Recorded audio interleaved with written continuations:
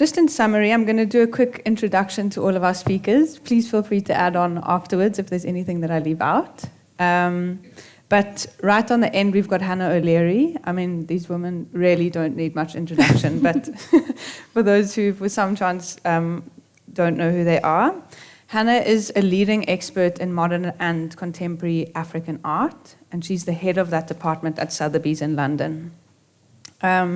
She's played a key role in expanding the global market for artists from Africa, and has been really instrumental in bringing greater international recognition to contemporary art from our continent. So thank you so much for being here. Thank you. We've got, next to Hannah, we've got Billie Zangewa, an incredible artist who is Malawian-born and Johannesburg-based. And Billie is known for her intricate hand-stitched silk collages that explore femininity, identity, and everyday life. Her intimate tapestries challenge stereotypes and offer a quiet, personal form of self-representation. And she's been exhibited globally, including institutions such as Zeitmacher, Tate Modern, the Pompidou, and more recently, a solo exhibition at Norwell Foundation, which is a really exciting moment. And then to my right, we've got Lauren Tate Baeza, a curator and scholar specializing in African and African diasporic art. She's the Fred and Rita Richman Curator of African art at the High Museum of Art in Atlanta, where she oversees the museum's African art collections and exhibitions. Thank you so much to each of you for being here. I'm really excited to get into our conversation.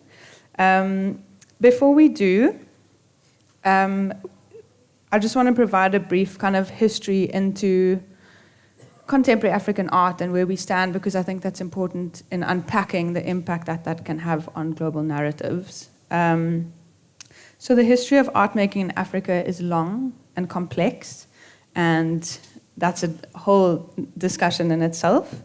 But I think due to historical and systematic barriers, artists from our continent often have limited exposure to the international market.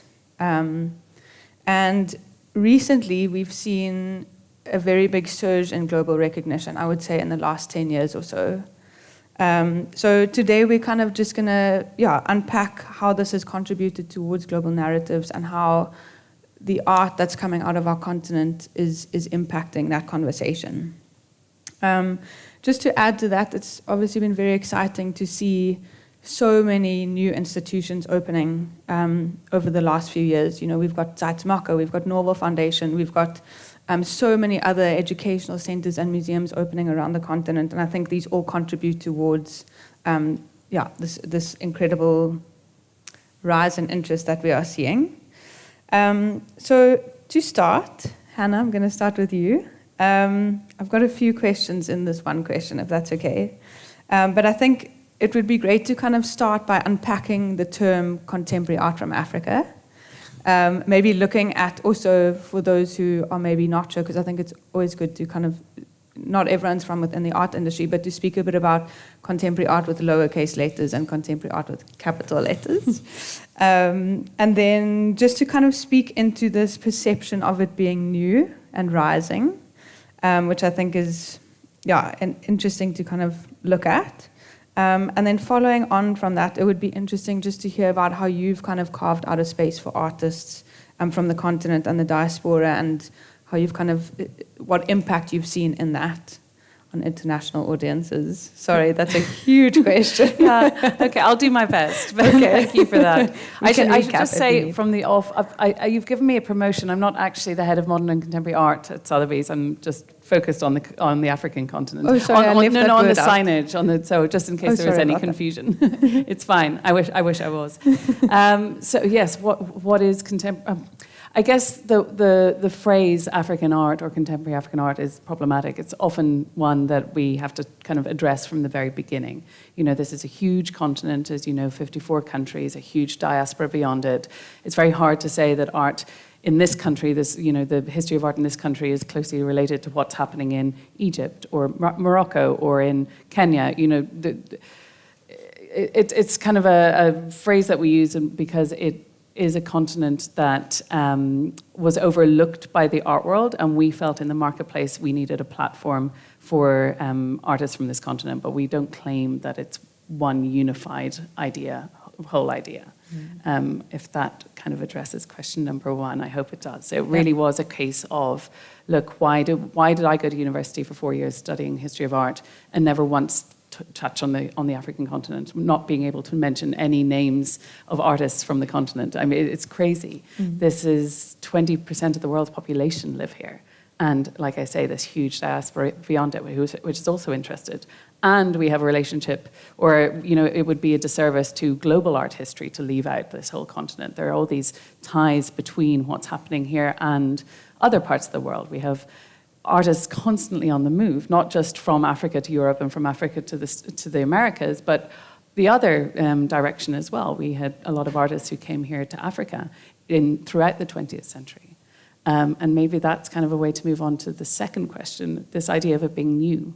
Well, first of all, I think we should all know that contemporary art has been made on this continent and everywhere in the world for millennia. I mean, it's not a new idea at all.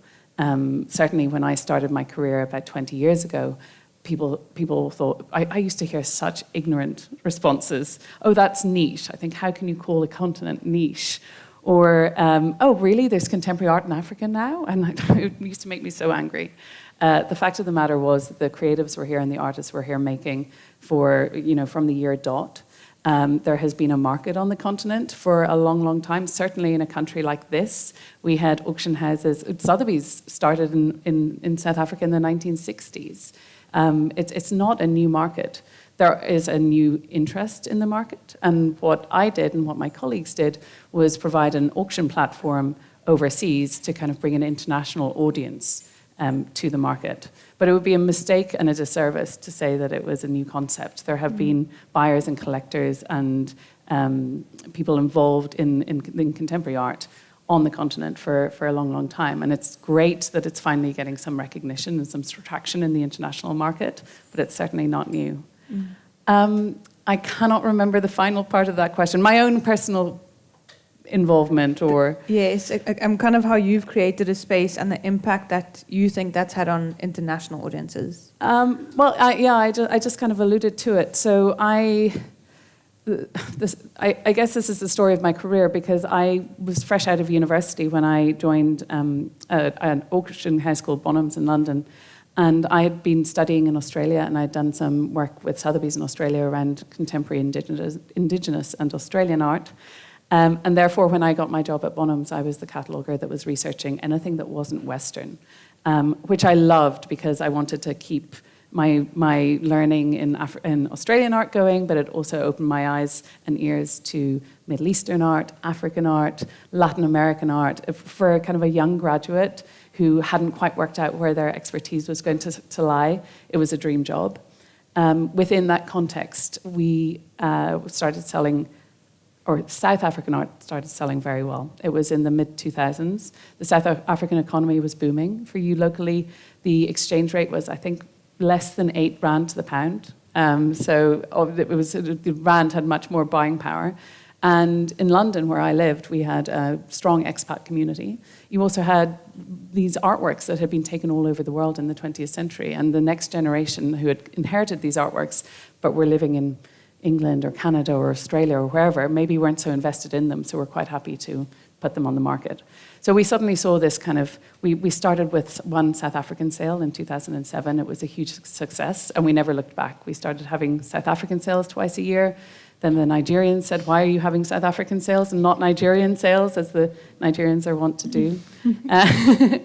And so by 2009, we had these Pan-African sales, and everything else I had been working on, all those other categories that I mentioned, I started handing over to other people. And it was just incredibly exciting to feel like you were building something new, something different, and rewarding as well.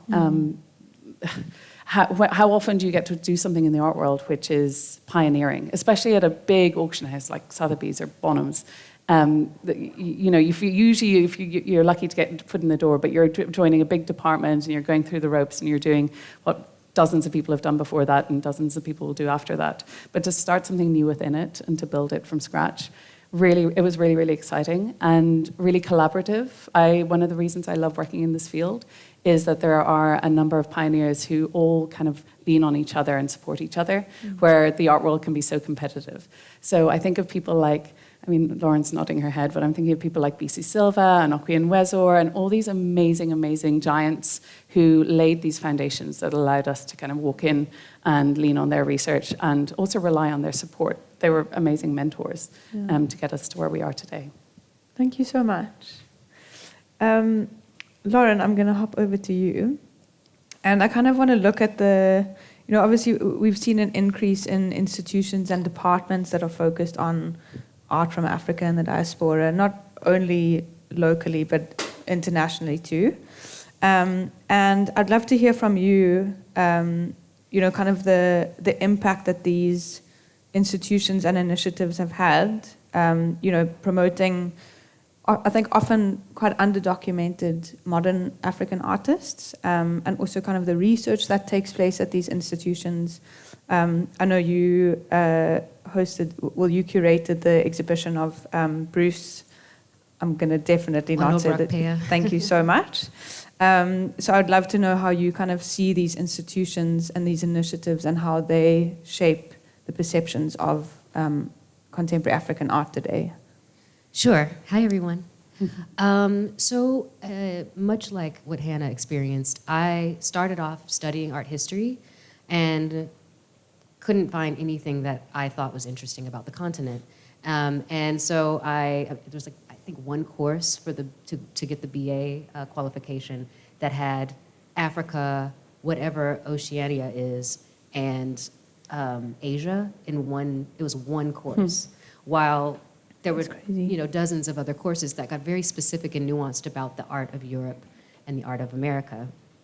And so I was like, well, I'm not going to do that. I'm going to change my major and study something interdisciplinary where I'll be supported to do the kind of research that I'm interested in about the 20th century. I ended up studying African studies and in particular African political history for all of my degrees. And so have kind of, my introduction into working more formally in the art world was already informed by this sort of observation that I'd made decades ago because I got quite far away from art. But when I decided to come back to it, it was informed by this observation that there had been a lack of incredible narratives about this vast geography in this very old place that is, as again Hannah said, 20% of the global population. So I knew that if I were going to be in a position to create exhibitions and scholarship and head a department of an institution, that I would be looking for the opportunities, that opportunity being one that I had long been observant of. There's a lot of ways to respond to your question, and so what I'm going to do is I'm going to answer in a way that gives people a little bit of insight as to how the sausage is made, as it were, behind the scenes at an institution as a curator when you're trying to propose an exhibition. So when you propose an exhibition, you are expected to, and you may have to propose multiple times to different bodies. There's funding bodies, there's a board, there's your director, et cetera. You are put in a position to justify the content of that exhibition.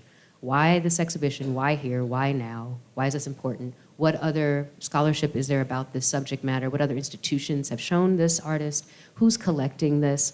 As a way to try to, I guess, for people to try to make value or meaning out of it, so that they can decide whether to support it or not. And it's very difficult to propose an exhibition when you don't have as much material to reference as your justification for it. And so for me, my justifications ended up being that there isn't anyone telling the story, or there aren't a number of exhibitions featuring this artist, or that this artist was in a group exhibition last 20 years ago, but when featured in that exhibition, it was a highlight of that show. And fortunately, I had a team of people who were persuaded, I won't say easily, but were persuaded to greenlight the exhibition that you mentioned, Bruce Onobrakpeya, The Mask and the Cross.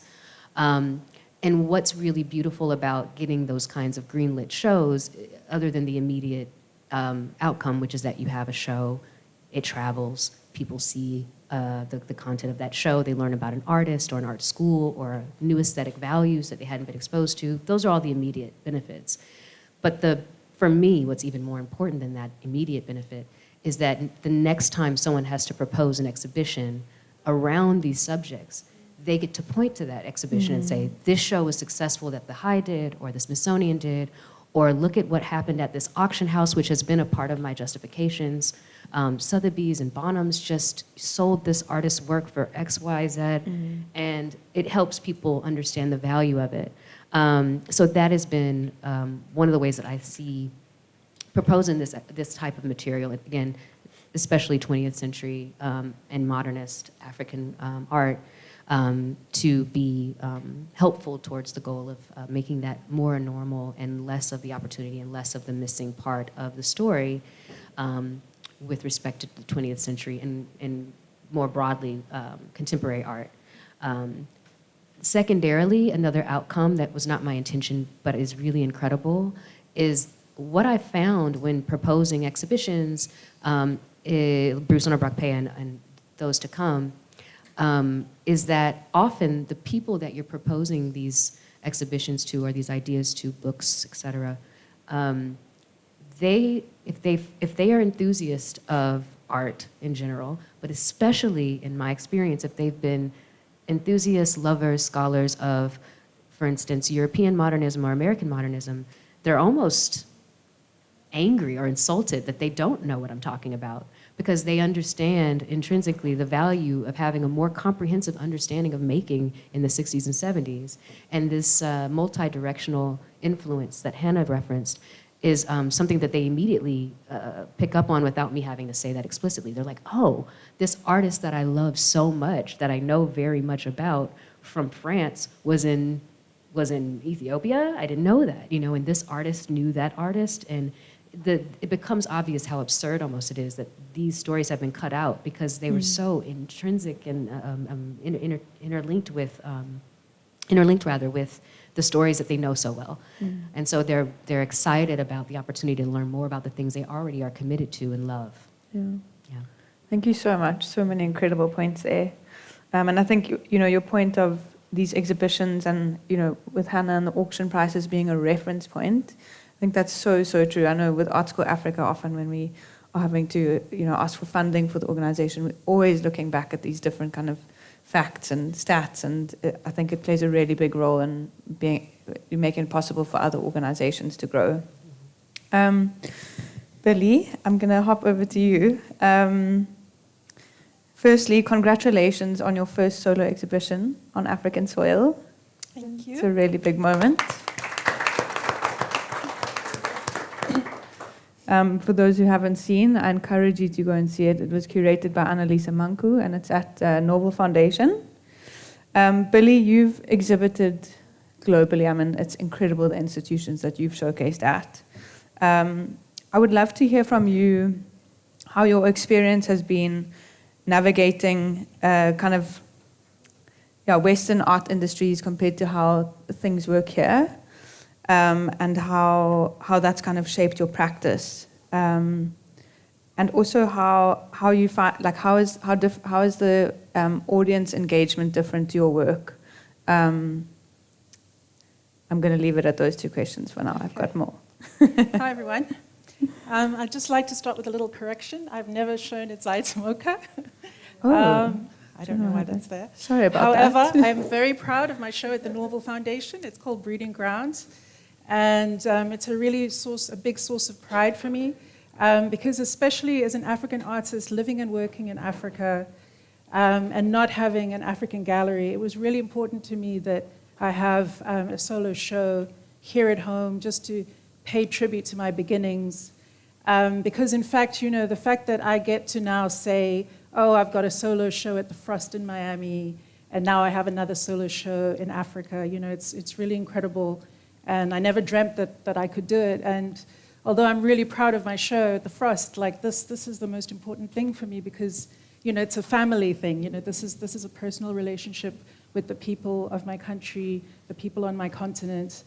And surprisingly, it's actually having had the global markets open to me that has allowed me to then come back home and have this show that's being supported by my New York gallery, by the LVMH group, and of course Norval, and a few other people. So it's just really just a beautiful, wonderful, like, I'm totally tongue-tied because I'm still like processing the emotions because of how important it is to me. So, I mean, for me, I would say that I've been really blessed because when I started out, so that's why my show is called Breeding Ground. When I started out here, it was the South African institutions, collectors, and media that supported me and gave me the opportunity to then get exposure overseas so that I could then do group shows and so on in international institutions and just open up my exposure even more, and then get the possibility to work with international galleries who then exposed me to international collectors. And so it's just been a really beautiful unfolding, and I'm actually extremely grateful and humbled that my maker decided to bless me in this most incredible way. But having said that, all the solo shows that I've done have been really difficult. There's been a lot of disappointments in a way, a lot of setbacks.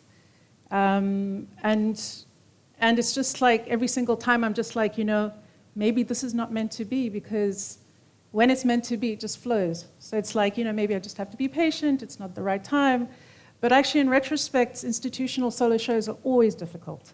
Like, you can have an idea now and it only comes into fruition 5 years later, and you just like, you can't become despondent. You can't start thinking, oh, I'm not good enough.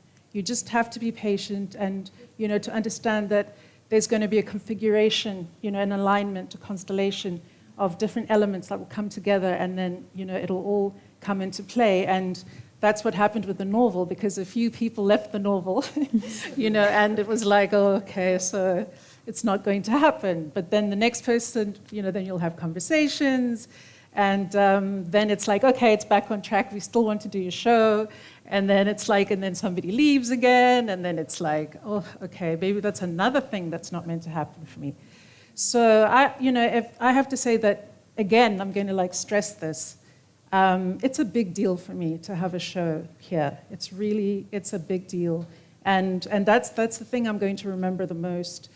And my son didn't come with me, but before the show closes, I'm going to bring him back here, and I'm going to say, look what we did, at home, sharing the fact that, I was nurtured on this home soil so that I could become a tree, and then, come back home and say, thank you for nurturing me and allowing me to kind of manifest what, God's intention was for me on this land. So I just say that every experience that I've had with institutional shows, whether overseas or here, has been hard, but it's been amazing. Thank you so much.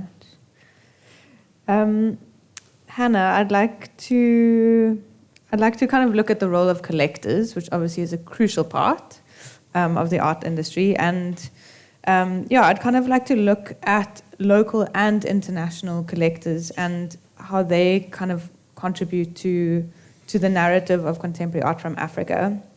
I'd love to learn more about kind of what shifts you're seeing in terms of interest and investment, and what do you think, what is your perception of the local collector base at this given time? Sure. I think everyone assumes, because I work at Sotheby's, that our buyers are mostly white, Western, art, people who have been collecting international art who are now looking at Africa. And they're often surprised to find that actually it's almost the opposite. So when we started the sales in the 2000s, it was very much in response to demand from African collectors.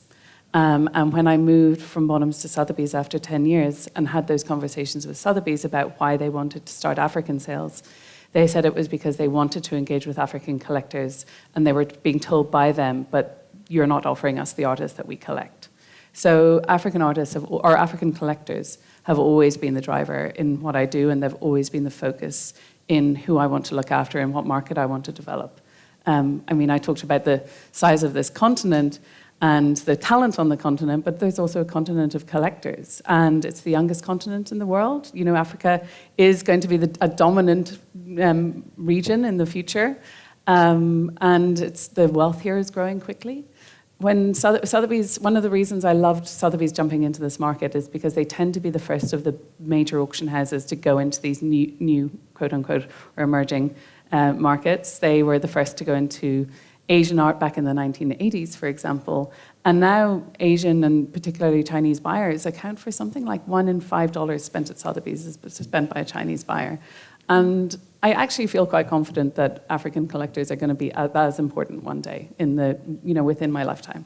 So that's maybe that sounds a little bit superficial or commercially minded, but it's not just that there's the potential there, but it's financially viable, commercially viable, and actually it'd be stupid not to be interested in African collectors. So they have always been my priority, and we have since seen a growth, obviously, in international interest. Of course, that was natural that was going to come too. Typically in the auctions that I run that are dedicated to African art, it obviously changes from sale to sale, but what we usually find is about 1/3 of the bidders are from the African continent, but 2/3 of the buyers are from the African continent, meaning they're the ones that are bidding the strongest, they're the ones that value their artists the highest, and they're the ones that want to secure these pieces before anyone else can. We also have more younger buyers than most of the other categories at Sotheby's, and more institutional buyers as well. We have a very well-run museums department, which is headquartered in New York, who I work with really closely.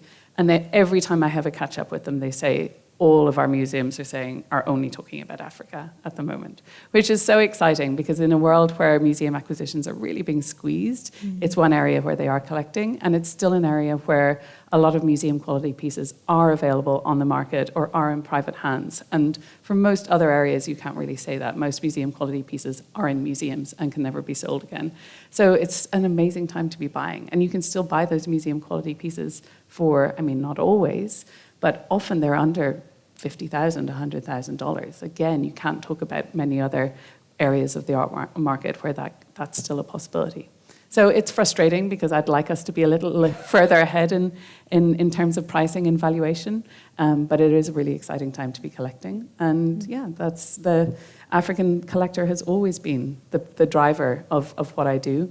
And I want them to be the ones to inform what we sell and who are their important artists. And I often have, people sometimes query the question, this Irish girl running this African department, but I always say I actually work for my collectors, and they're the ones that dictate who I should be selling and who should be kind of written into the annals of African art history, which have already been written in many cases as well. So I hope that addresses the question. Yes. I wanted to ask you, because arguably the collectible, even though it's growing, is still quite small. And I'd love to hear from you kind of how you think we can encourage more people to be collecting. What do you think are different ways in which we can do that? Because it's so important. I think so much of that is already happening. One thing I didn't say at the beginning, when for the first kind of 10 years of my career in this field, we felt like we were isolated and on our own outside the continent. There was no art fair dedicated to African art. There were no art fairs on the continent even. There were a couple of auction houses here in South Africa, but nowhere else on the continent. There was one gallery in London, one gallery in New York that were kind of focused on African art, but they were quite small. Everything has changed in that respect. We have 154 Art Fair, which takes place on three different continents, 3 different cities. We have 4 major art fairs that take place in Africa. We have auction houses all over the continent. We have, and these artists are now becoming better known names. When I started at Sotheby's, there were, I think, 5 artists from the continent that were being sold in our kind of major international sales, and they were largely living in the diaspora. They were Wangechi Mutu, Julie Moretu, Marlene Dumas, all of whom, not only live overseas, but were trained overseas. And then we have Elana Tsui and William Kentridge, who have always maintained their practice on the continent. Since we started promoting African art in these dedicated auctions, and since all these galleries opened up and these fairs opened up, we now, as standards, see tens, if not hundreds, of these names being sold in international sales. So it's already happening through all of this momentum. I was thinking of you, Billie, when you were speaking, that, I remember we've had Stevenson and Goodman doing so much of that good work at the major fairs, but I remember that when you were shown for the first time at Frieze in London, the excitement among my kind of community about having, there's an African artist at Frieze and she's not at an African gallery. That was kind of monumental. There weren't many African artists being shown at Frieze, and they were certainly with an African gallery if they were. So you were such a pioneer in that respect, and we were all so invested and so excited. But now, you go into any international art fair, you're going to see a lot of African artists, black artists, with galleries from all over the world. It's already happening. Yes, we're not at full, we haven't realized the full potential. There's still a long way to go, but we're definitely, we have good momentum now. It's such an exciting time. I feel so passionate about it. Often when I speak to friends who don't really know much about art, I'm like, you guys don't understand. It's so exciting. People need to get involved. And I mean, there are so many big shows. And Eli Maholi's recent solo at the Tate was just incredible. So, yeah, it definitely is a very exciting time. Yeah, I didn't even think about the institution. I mean, obviously the museums on the continent, and they're few and far between, but they're being built and they are world standard. And, you know, not just for their local communities and audiences, but for the tourists that come to the continent, being able, you know, to fly into a city like Cape Town and go to the Zeitmacher or go to the Norval Foundation because it's what people want to do. But also institutions overseas. I said they're collecting art, but they are showing art. This year, in the next 24 months, we have major shows focused on the continent coming up. We already have a show at the Art Institute of Chicago. We have one opening next month at the Pompidou. At the end of the year, we have Tate showing Nigerian modernism. Those are, and then next year, end of next year, MoMA in New York are doing a show about African modern art.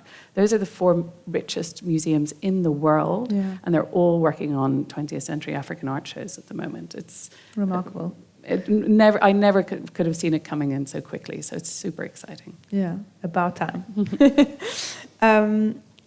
I'm going to kind of ask this question, I think, to all 3 of you, and, you know, maybe if either of you something pops to mind. I think even though we do see this growing visibility and there is so much there's so many positive things happening, I think there are still various kind of barriers and obstacles. And, you know, with Art School Africa, we work very much on grassroots level emerging artists. And so we kind of are seeing a lot of the things that people struggle with and kind of just gaining market access locally and internationally.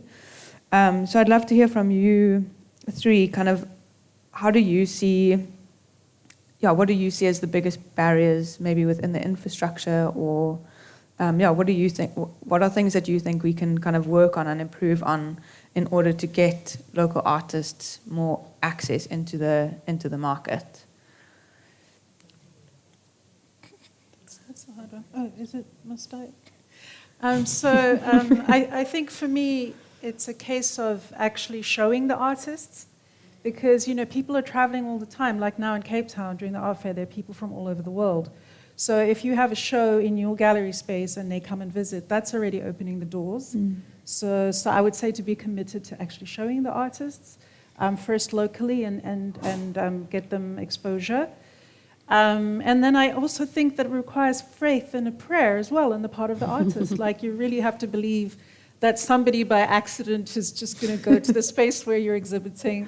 They'll fall in love with your work, and then they will help you to get yourself to the next level. So, you know, it's just one of those things that there isn't a formula. So the thing is just to get yourself out there, you know. Even if you're not with a Stevenson or a Goodman, like, if somebody wants to show you that's, you know, small, do it. Go show with them. Like, just get out there is what I would say. And don't give up, and have faith in yourself. And a miracle usually does take place, because that's what happened for me. I did my first show when I won the Gerald Sokoto Award, which is like a small young award, but I won it. And from it, I got a touring show, Durban, Cape Town, and Joburg. And my gallery, it was Afronova at the time in Johannesburg, they had a dinner, and I think I was on my residence in Paris at the time. And there was a couple of works that hadn't been collected by collectors yet. And they'd put them, like, against the wall at the dinner. And André Magnan, who's quite well known, he deals with African art, he saw my work, he absolutely died. So he was like my gateway to first Paris, and then from Paris, you know, it opened up. That's why I'm saying it's like sometimes you just have to believe in the miracle, that as long as your work is visible, that it will get seen by someone. And it's like one step at a time, one foot in front of the other. And eventually the momentum does build.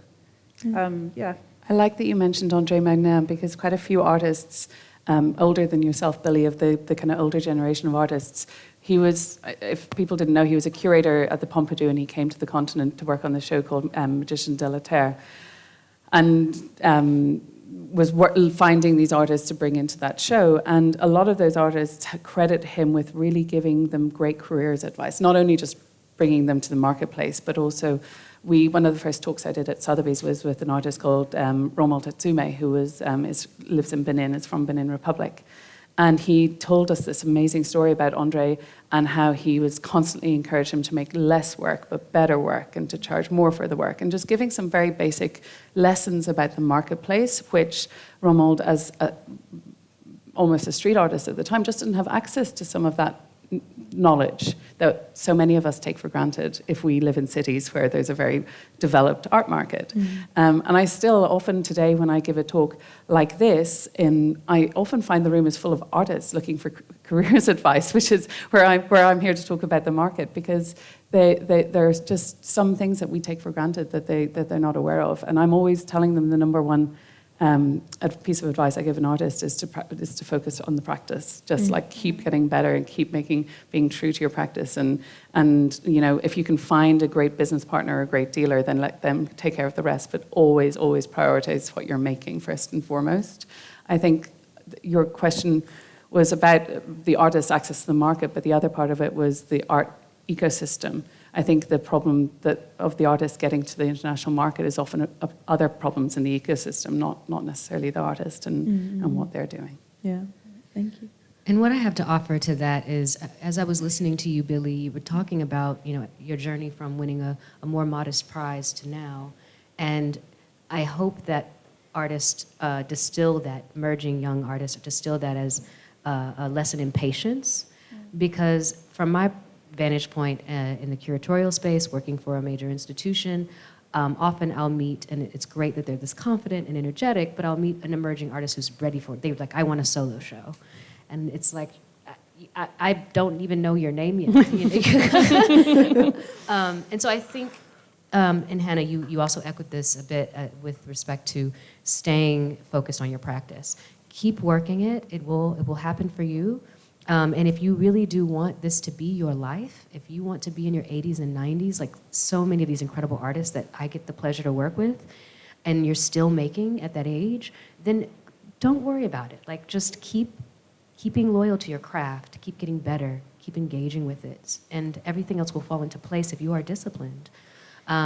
So that's sort of the only advice I have to offer. Don't be in such a rush. Know that it'll all come together if you stay the course. And actually, it'll be better for you, and you will have more long-term results if you are not. So in such a rush to have a certain price point for your work where you might plateau early, when you're not rushing to have a solo show before people really have the opportunity to talk about and contextualize your work because you haven't been making that long, and so on and so forth. So yes, know that you'll be seen by the people who take this very seriously if you are serious. Yeah. Yeah, all really, really important points, I think, and it is so true. The work needs to be seen, and with a lot of our artists, we encourage them to apply for the different competitions, get your work out there. We've recently launched our first summer exhibition, so we had an open call for artists to submit, and we had artists from Zimbabwe, Mozambique, South Africa, Rwanda submitting works.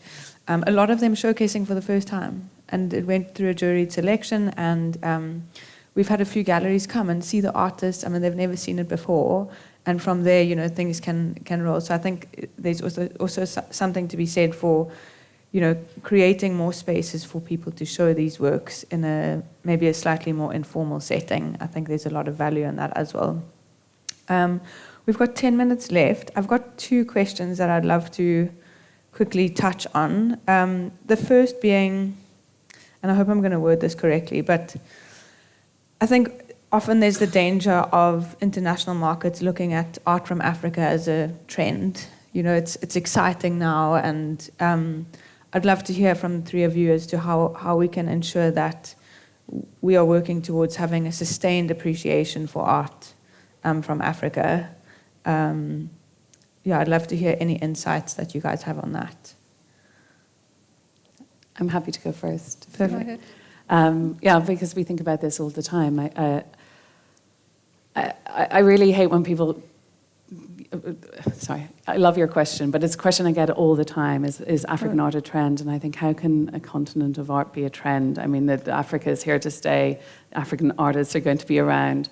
We have trends in the art market. There are trends in the African art market, but it's not the entire continent. It is, everyone's buying this artist or this type of art, and the contemporary art market is fashion-led. Every couple of seasons, we find a new group of artists are the ones that are most in demand, or the new group of artists are the ones being dumped back on the market, or, this year we're not doing painting anymore, we're moving on to ceramics, or whatever it is. Everyone in the contemporary market is always looking for the next new thing. It's what kind of motivates us and keeps us going, right?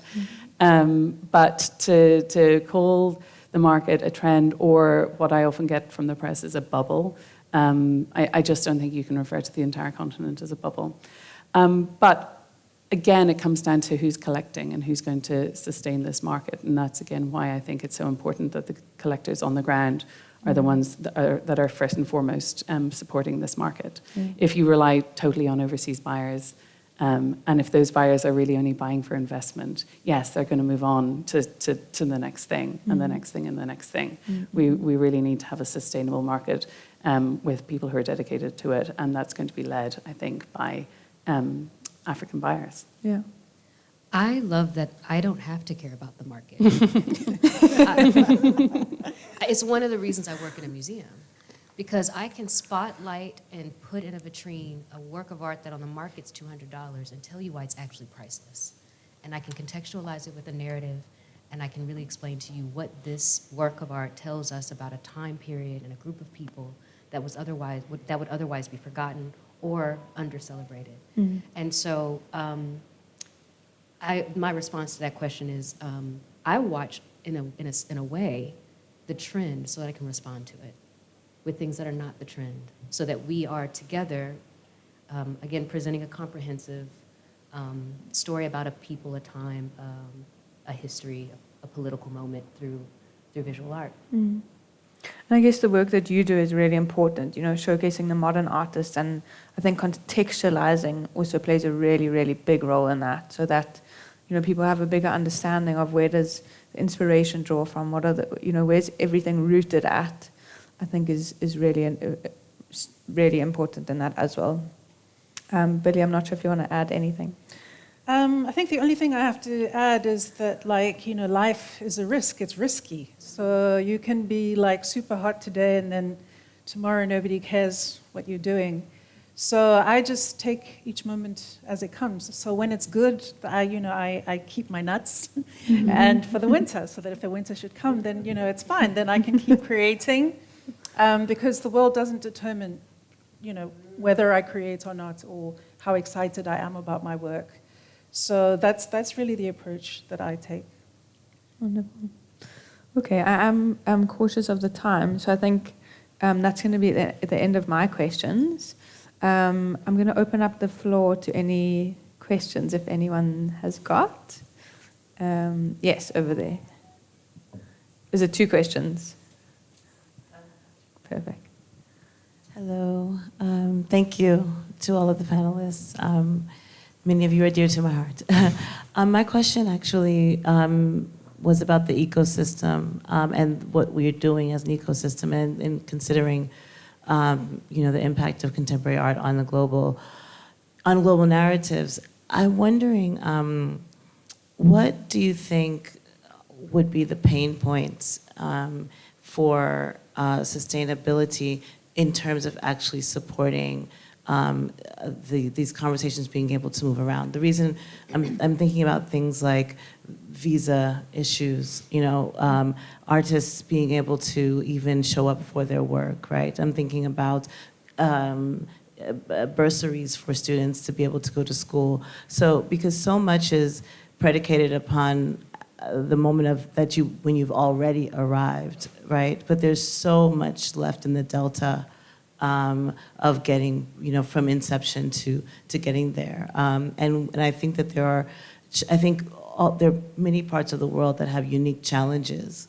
But but Africa has a good bundle of them, particularly when we talk about mobility, we talk about access, economic and otherwise. So what would you say are the real pain points that need to be addressed in terms of the ecosystem? I love that question. Thank you for asking it. I have a lot to say on that, so I'll try and keep it succinct. First of all, when people ask me why has it taken so long for the African art market to develop, or why is it only now that we're starting to see this growth, I think you already answered that question. I mean, there are very real barriers on the continent to the market historically. And when people say, oh, well, there are 54 countries, why do you only have 20 of them represented? Well, there's still huge parts of the continent where there's civil unrest, or it's just not feasible maybe to pursue a career as an artist, or there's censorship. I did an interview with NPR on art from Eritrea, and I was trying to explain to them that there's severe censorship in that country. It's not safe to be an outspoken artist, making real and true work. So there's still those very, very real barriers that we should never forget or kind of glaze over. It's a really good point. With regards to the ecosystem, and I was going to say it earlier, for me, I think my biggest frustration is actually caused by the success of what we're doing. I think we still need a whole generation of researchers, writers, academics, people who can run institutions, curators. You mentioned kind of turnover with curatorial staff. It's a real issue. We have a lot of young people who want to get into this, but right now we have a lot of opportunities for people with experience who are not here because we never gave them that experience. We never gave them those opportunities. I have so many American museums looking for another Lauren, but there aren't many Laurens. There are all these museums saying we need a curator of African art, and they need to have 20 years experience. Well, who's been giving them that 20 years worth of experience? We have to we have to work out a new model. What I'm excited about is in another 10 or 20 years' time, we are going to have those people. But I want to give credit to you, Ayana, because so much of that work is being done by artists who are paying it forward, who can see what's been lacking and see what's needed. So Ayana runs an amazing artist residency in Johannesburg. We have people like Yinka Shonabara, who has Gas Foundation in Nigeria, Kehinde Wiley, who's opened his artist residency in Senegal and will open one in Nigeria, Abudia in Ivory Coast. There's so many artists who are paying it forward because they had barriers to accessing the market, and they want to make sure that it's easier for other artists. So I think you guys are playing such an important role, not just in your own practice, but in contributing to the ecosystem, which is amazing and wonderful to watch. Mm-hmm. I'm going to jump on, kind of add to what Hannah said. I also feel very passionate about this because at Art School Africa, we do a lot of research in collaboration with the Center for African Studies at Harvard. So for the past 3 years, they've sent us students during their winter break, and they've done quite extensive research in parts of South Africa, Kenya, Ghana, Zimbabwe. And they kind of do a lot of interviews and surveys with kind of on emerging level, but also with a lot of the people who are working in the museums and galleries and things like that, to identify exactly what it is that are kind of the big pain points. And they collate this into an annual report, which is on our website. So I would love for you to go and have a read through it. But I think one of the biggest things is that a lot of the time things are very informal. So it's really hard, I think, for people who are entering the industry to kind of know how to navigate and how things are structured, and even I think knowing that there are so many different positions that make up the art ecosystem. We've got the artists and then we've got the facilitators, and I think as Hannah said, we are lacking, I think, a lot of the time in the facilitators, who are the ones who make this machine turn and make it possible for the artist's work to be showcased. So I think for me, I think that's definitely one of the biggest ones. I don't don't know if you guys want to add to I that. honestly just will third that. Yeah. Because it appears to me that arts writers, curators, et cetera, the facilitators, as you've grouped them, we need to make sure that there is the cultivation of those kinds of arts leaders as well. Mm-hmm. It's not enough to just be supporting another generation of artists. I often, and there's a few people in this room that probably heard me say that I think of my work as a service job. We are in a position often, which is wonderful, to create opportunities for artists to become famous and wealthy, and we never do. But that's the work. And so, yeah, I think it's exciting to imagine, because it is a very optimistic time, as everyone has said repeatedly on this panel.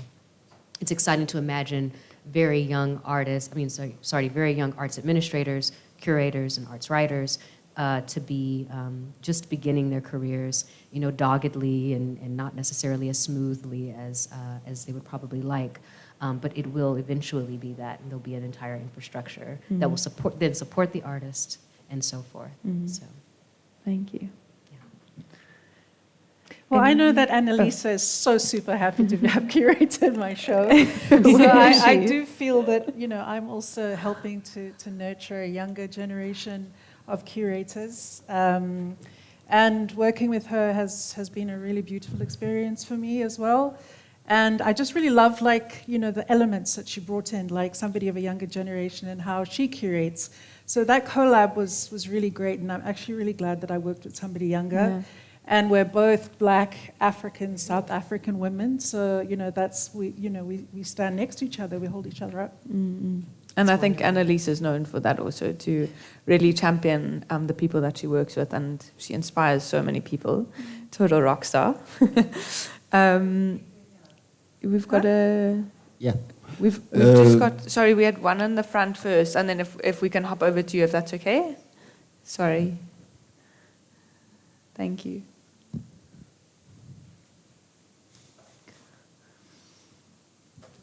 Hi, everyone. Yes, my question is to the three of you. I know that there's validation, there's institutional validation on one side and commercial validation on the other side. And I just want to know what has worked, mostly, especially in South Africa. Institutional validation, has it actually taken the artist to the next level? And commercial validation as well, and how do they compare? And of course, we've got Billie in the middle, who has actually enjoyed both institutional validation as well as, commercial validation. You mentioned that, Andre Manier, when you started, I saw that. So what has really worked for you, institutional validation? I have just actually been very, not to put myself, pained by the fact that in this country, institutional validation has not worked for most artists, and commercial validation is actually higher than institutional validation. So how do you actually look at that? How do you approach that, and Billie as well? So it's all the three of you. What has worked? I didn't know that. That's unfortunate that institutional validation, exhibitions and so forth, acquisitions hasn't meant much in South Africa, because it's quite the opposite in the US. There's a very tangible, easy to watch the metrics and see what happens with an artist after they present it at an exhibition, especially if it's a solo exhibition. It is very validating. I think about it a lot, because I think it's an awful lot of responsibility for a curator to have, to be put in a position to be a sort of gatekeeper.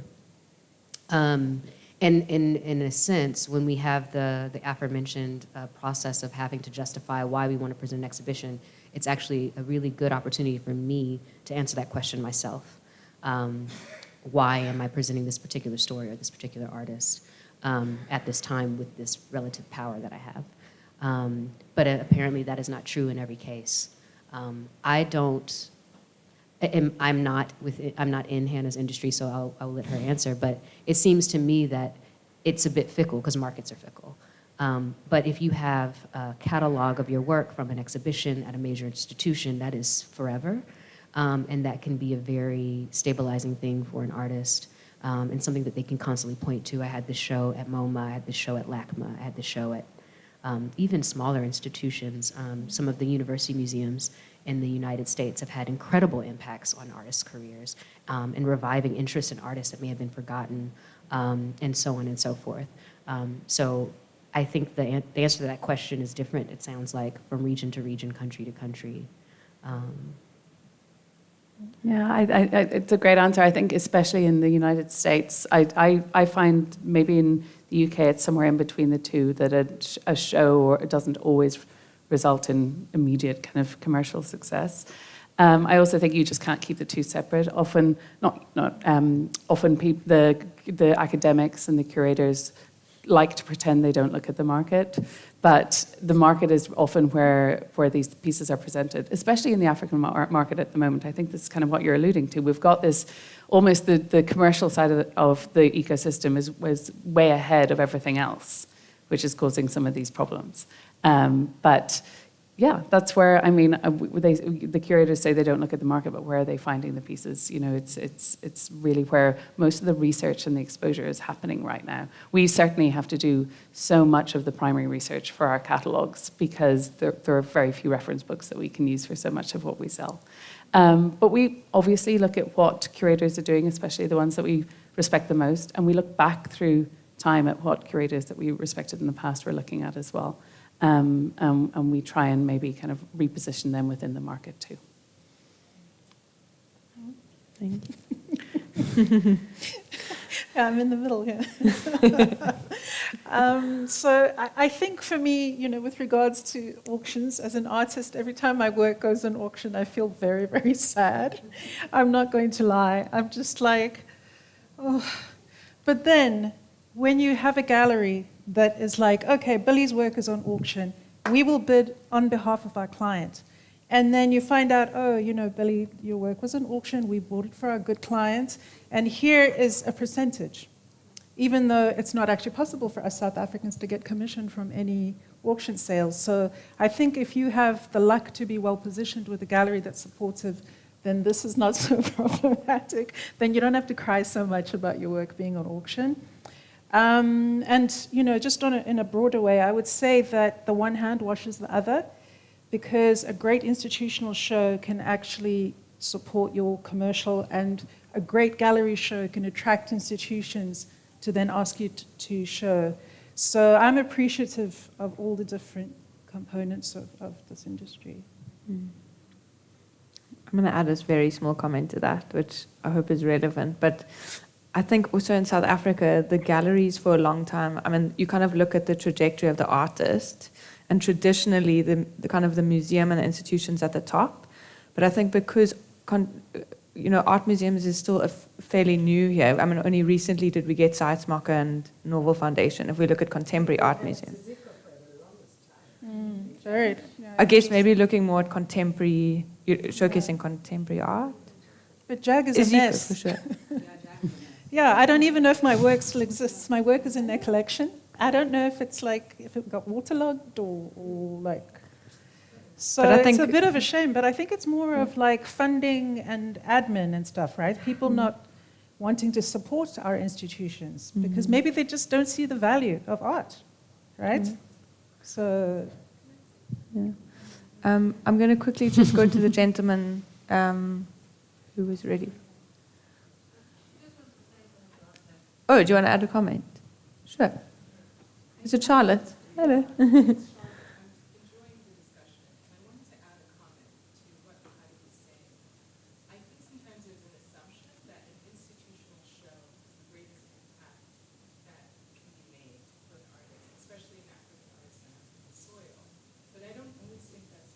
I think we should provoke that question.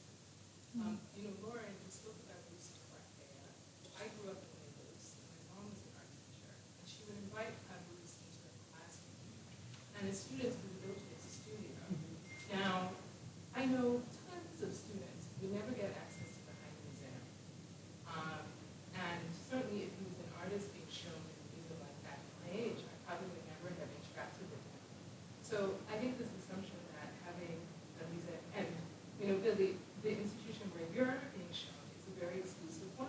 and transportation costs are extremely high to get there. Most people in Cape Town are not going to be able to get there. And I'm not saying there's anything wrong with the show, but, I think we should provoke those questions and really just think more critically about exhibitions and exhibition making. Thank you for that. Is it a comment kind of going off of that? Yes? Mm-hmm.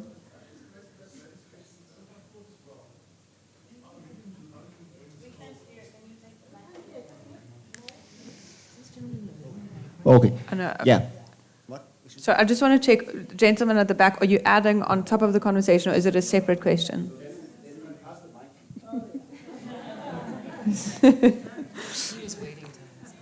I think he's had a different question. This is really a great talk if people fight over the microphone, so you are doing well. So my question relates actually to your question, and I'm loving this talk, reading about the art gallery, the museum, and also from the artist's perspective. South Africa is a very unique country, and we overcome our challenges in very unique ways. Over the past years, it has proven when civil society gets behind a project, that project grows. Is it possible, out of your experience, can communities invest in art and so support artists, and in addition to that, exhibit that art in schools and so forth? I'm thinking rural Free State, Eastern Cape, where many of those people or young children doesn't have the opportunities we have here in Cape Town or Johannesburg. Is that a possibility if, for example, a Stokvel invests in an art piece? That was... I'm just going to repeat the question, and I'm so sorry to the gentleman in the front. I thought we were kind of adding on from that, but I'm just going to repeat your question to make sure I've understood it correctly. Are you asking whether artists in kind of more rural communities, kind of what do their opportunities look like? No, it's or about how bringing museums to rural communities. Okay, right? I see what you mean. It was a project that Nana Oforiata, our team, was working on in Ghana. This idea of a mobile museum. I wish she was here to address the question because I know she's not in Africa anymore. But for what it's worth, we literally, I'm a trustee of the Norval Foundation. We had this discussion at our board meeting yesterday. For the various reasons in the immediate future, it's really not practical in terms of like risk, insurance, things like that. But it's certainly a conversation that we have, and it's going to be one that we'll continue having, how we can reach as many people as possible, for sure. It's a hard sell, and unfortunately we need funding for those kinds of projects. Every single institution I've ever worked for, I've proposed that we have pop-ups, even in our immediate locality. It is hard for people to get to certain geographies in a city. Maybe they don't have busing and train infrastructure, and we're telling a story about their people and they can't even get to it. And so I feel like that's something that I've always been very sensitive about. But when I propose those things, the bodies that would fund those kinds of initiatives and pay for the insurance and every other cost and risk are not keen to do that. They're more keen to try to figure out how they can work with the school districts to get public busing and keep their central location because they can protect that better. But I think I've watched a lot of things happen when there's just one benevolent funder that says, we're going to try it. It's risky, let's see. And until such a time, I think those kinds of things have just been very difficult to execute. And then I will respond since she made the comment. I've worked very closely with Baba on that exhibition. Many times we've met and discussed things. We've looked through the studio, and I often take public opportunities to say I consider him my co-curator. And to him, it's important. So last month we were on a panel together, Bruce Onobrak-Peya, the exhibition that was discussed. And he told the entire audience if he was offered $1 million in exchange for what he's experienced having these solo exhibitions at this late stage in his career, he wouldn't take it. And that this is worth more to him than many of his other accomplishments. And so I think it's complex, and it shouldn't be reduced either one way or the other, the impact that a museum exhibition can have.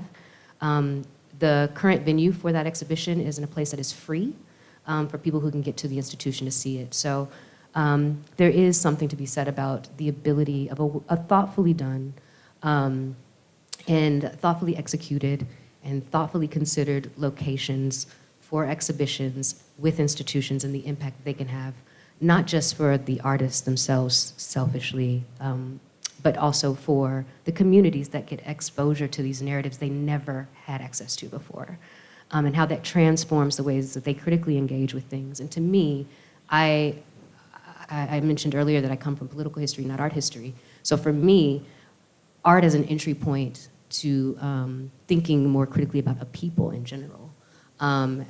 So I think that when we think about institutions, if we have some mixed feelings about it, that's a good thing, because it means that we're understanding how broad the scope of influence is. Yeah, thank you so much for that. I know we are running very over time, so we're going to take our last question.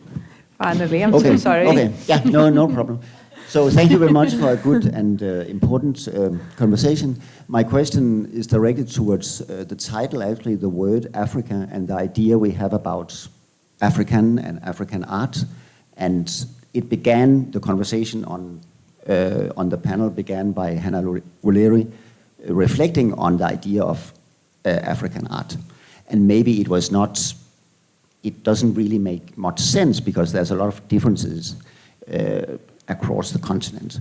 But I tried to count how many times Africa and African was mentioned through this discussion, and it seems that we kind of forgot that reflection and just repeated this vocabulary. I work as a poet with sound and poetry and text, and I know that how important vocabulary and words and language is. So I'm thinking that maybe the best thing we can do for art around the continent, for artists in Nairobi, in Dakar, in Egypt, in South Africa and Johannesburg, in Luanda, is to kind of deconstruct this idea of the African. I'm myself very inspired by the book Critic of Black Reason by Achille Mbembe, where he writes about the idea of Africa and also the idea of blackness. And at some point he has a paragraph where he says, to say Africa is to construct figures and legends on top of an emptiness. Thank you. Make a comment on that or not? Thank you so much for that comment. I feel like that's a really big kind of comment or question to unpack. Does anyone want to say anything on that? I'm trying to work out if it was a question or an observation. Is there any comment? Okay. Yeah. Yes. Yeah. I think absolutely. It's a very, very valid comment. Yeah. Thank you. It's a very valid comment, and I think people are constantly kind of grappling with that. So thank you so much for sharing that. Thank you to everyone for listening. Thank you to our speakers for today. We really, really appreciate it. And see you guys soon. Thank you.